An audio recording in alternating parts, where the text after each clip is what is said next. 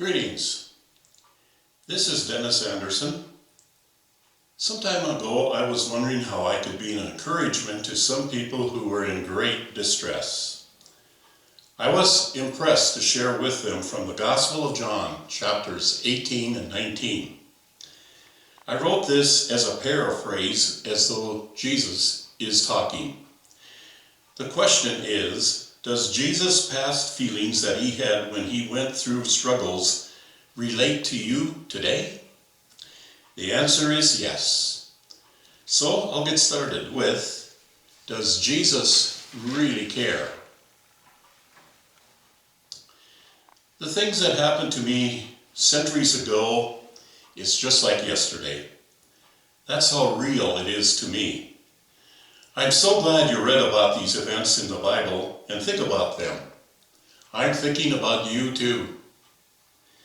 In John 17 is recorded quite a long prayer for my disciples, which of course includes you and all future believers. I really care about you. I would like to ask you, is your prayer life up to date? There is coming a time when there will be no more time for praying. When that time comes, will you be able to look back on your life as a Christian and as a church community and be glad that you did spend enough time in prayer? After I was finished praying, my disciples and I walked through the Kindred Valley over to the Mount of Olives. Not only were we walking through a geographical valley, we were also facing a real spiritual valley. This was the same valley that David walked through many years before I did. At this time, David had been betrayed by his friend Ahithophel. Let me remind you how David felt after being betrayed. You can read it in your own Bibles from Psalm 55. If an enemy were insulting me, I could endure it. If a foe were raising himself against me, I could hide from him. But it is you, a man like myself, my companion, my close friend, with whom I once enjoyed sweet fellowship as we walked with the throng at the house of God. That's Psalm 55, verses 12 through 14. That trial David went through also became prophetic about me because after crossing through that same valley and arriving at the Mount of Olives, I too was betrayed by a friend. His name was Judas. I felt the pains that come when betrayed by a friend. I knew Judas well. He spent 3 years with me. Even when Judas seen the soldiers fall over backwards, he remained persistent in his betrayal. That really hurt. And then to add insult to insult, Peter denied me also. Not only Judas, but Peter too. That Peter. I sure had some experiences with him, but I really loved and admired the man. Peter slept while I travailed in prayer at the Garden of Gethsemane. But when the soldiers came, Peter was there swinging a sword. He would have made a better decision what to do if he had prayed instead of slept. As I reflect on what Peter did, there's some humor to it. Peter was a better fisherman than a soldier. What a miss. But he did manage to remove a soldier's right ear. Even though that was a real embarrassment for me to have one of my disciples put on such a horrible display of conduct, I was glad I could add my loving touch. I put Malchus's ear back on the same and in the same condition it was before Peter cut it off. Now that was an experience Malchus never forgot. With a fully restored ear, he sure had no excuse to not listen to the preaching of the gospel. Later on that evening, Peter was ashamed to admit that he belonged to me. After doing such a bold act like he did to Malchus, he wrapped up the evening by denying me 3 times. Once it was even in front of a harmless servant girl. I want to warn you that if you're avoiding talking about me, you may be on the road to denying me like Peter did. Dear friend, there's a big difference between a cup and a sword. They serve two different purposes. The sword is to cut and kill. A cup is to serve. I told Peter to put away his sword so he could get his priorities straight. Peter never did take up the sword after that incident, but he served the cup of salvation to many. A cup is so small and it'll break if you're not careful. But my hand through Peter's hand reached out with the cup of eternal water and quenched the thirst of people in sin. Peter helped many people to understand this verse written in Psalms 116. I will lift up the cup of salvation and call on the name of the Lord. Psalm 116, verse 13. A cup not only holds suffering like it did for me, but also a cup holds spiritual refreshment. You too must take up the cup in faith and obedience. Whenever and wherever Peter went, he went with a servant's heart. After this incident with Peter, the remainder of my disciples scattered into the night. You think it was fun for me to see them run away? No. Why did I let them go? I was willing to die for them instead of having them to die. They also proved that they weren't really ready to suffer. It was better that I let them go. I knew they wouldn't be able to carry the sin of the whole world on them. That was the real weight of the cross for me, not the 100-pound wooden cross on my shoulders. It was a comfort to me that even though they left me at that difficult time in my life, that they would someday go into all the world with the message of the gospel. The religious leaders that held me captive that day were more interested in their political ambitions than they were in their responsibility to lead people to God. When men pursue evil, they want to eliminate all opposition. At this time, they considered me to be opposition. I know what prejudice feels like. That's when someone despises you because of who you are. The Gentiles were prejudiced against me, but the prejudice that really hurt was from my own people. They took and bound me. They had been trying for so long to arrest me. They wanted to make sure that I wasn't going to get away. I had left these men with no excuse for their sin. Because they wouldn't repent, their resistance increased. Do you know that there's a cord stronger than man-made ropes of change? It's the cord of love. It was a cord of love that bound me to my Father in heaven during these difficult hours. It was this same cord of love that bound me to the human race that I could do something for their sin. Many of your neighbors are bound by the cord of guilt, which will bring them under the judgment of God. Many are bound by the cords of corruption, which has them under the power of Satan. Because I was bound for you, you don't have to be bound by sin or Satan. Have you ever been subjected to an unfair trial? Have you been falsely accused before others? So have I. The trial they held for me was rigged. They broke a total of 18 laws to have me pronounced guilty.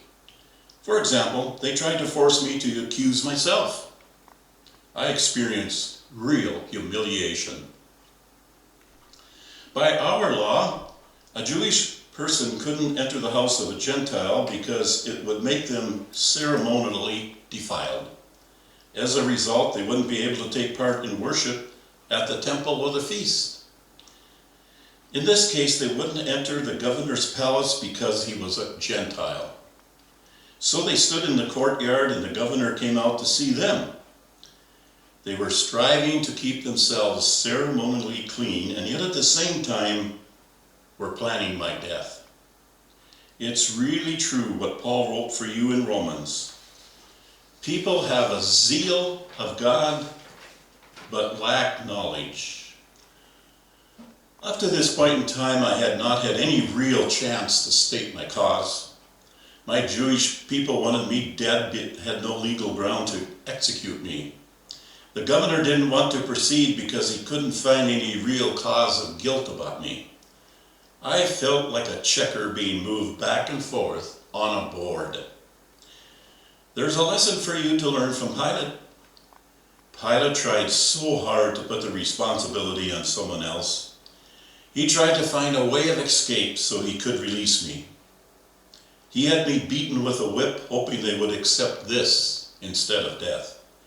Pilate tried so hard to let everyone else decide, and in the end, he lost. Don't let others decide for you what to do about me. I want you to make that decision for yourself. My people really showed their contempt for me when they asked Barabbas to be released instead of me. Barabbas had been involved in a rebellion. That's the reason he was in jail.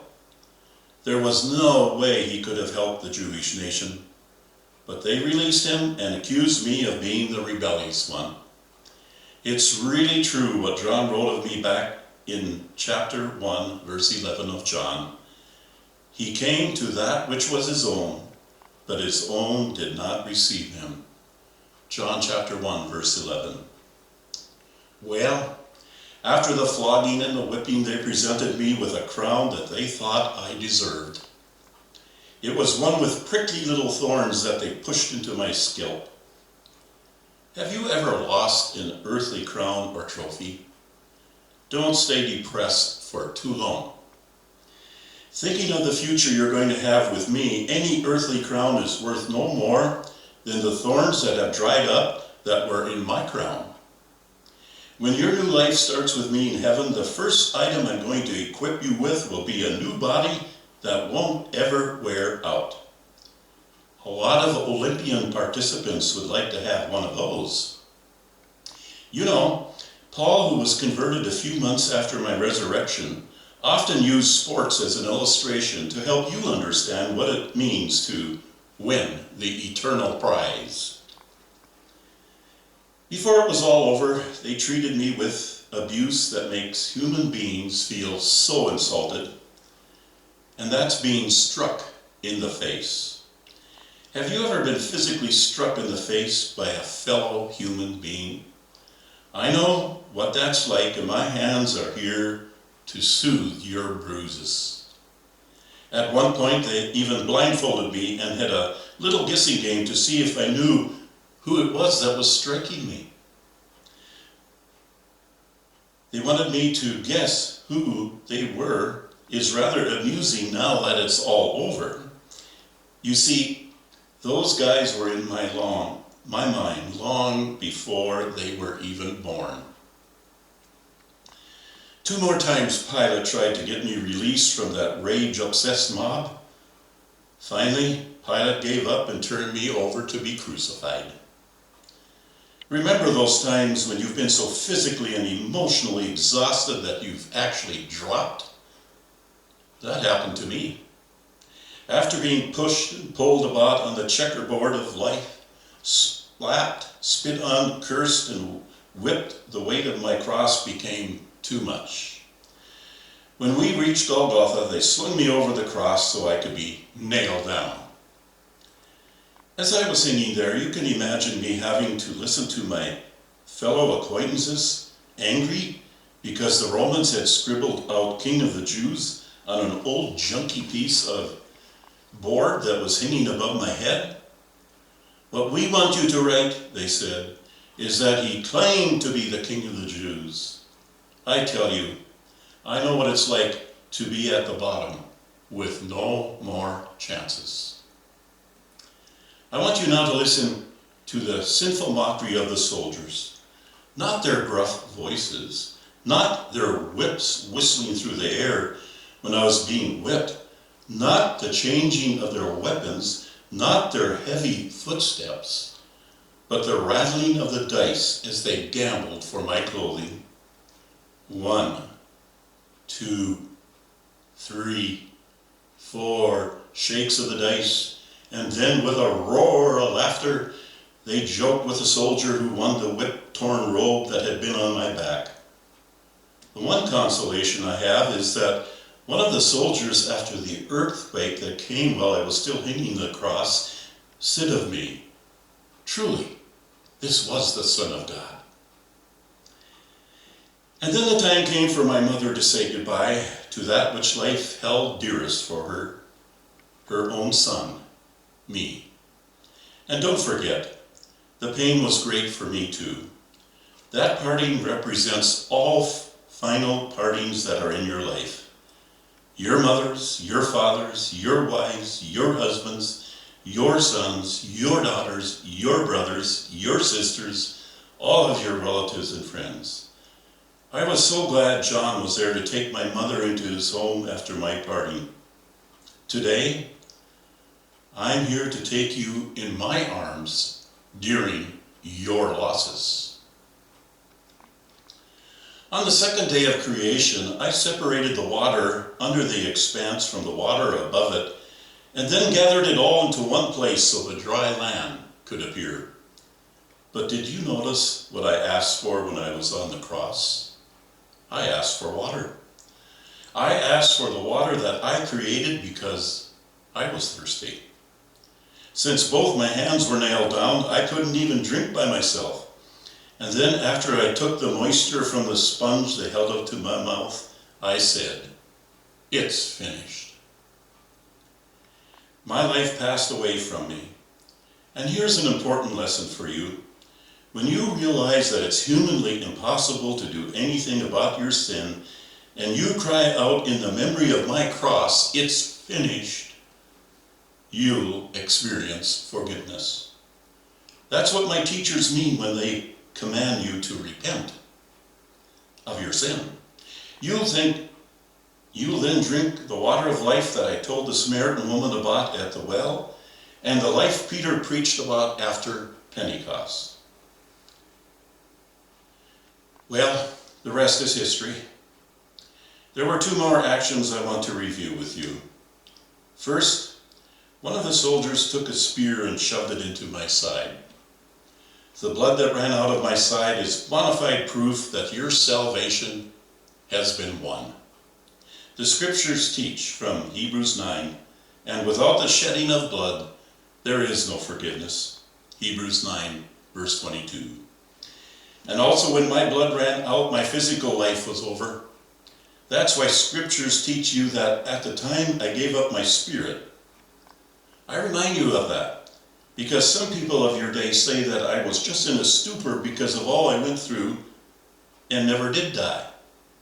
Second, the last four words in verse 42 of John 19 read as follows: "They laid Jesus there." That was the burial of my dead body. Friends, that day was a dark day. Because of this review in this love letter, you know why it was dark for me. You also know that it was dark for those who profess to be my believers at that time. That's why I am able to meet you in the darkest hour of your life. Once you understand the cross in your dark hour, I'll begin walking with you out of your darkness. Oh, I know. The message of the cross is foolishness to those who are perishing, but to us which are being saved, it is the power of God. 1 Corinthians chapter 1, verse 18. If anyone would come after me, he must deny himself and take up his cross